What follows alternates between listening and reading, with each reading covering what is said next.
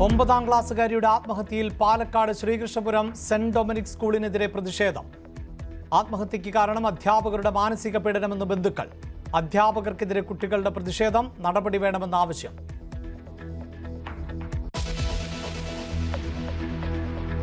PFI സംസ്ഥാനത്തെ 977 പേരുടെ hit list തയ്യാറാക്കിയിരുന്നതായി NIA. പട്ടികയിൽ RSS നേതാക്കളും വിരമിച്ച ജില്ലാ ജഡ്ജിയും.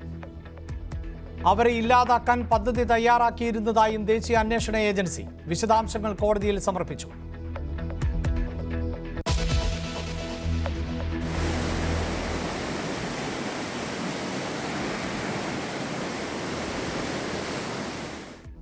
സംസ്ഥാനത്ത് വീണ്ടും മഴ കനക്കുന്നു. 4 ജില്ലകളിൽ ഓറഞ്ച് അലർട്ട്. വയനാട്, ചൂരൽമല, പുന്നപ്പുഴയിൽ നീരൊഴുക്ക് ശക്തം.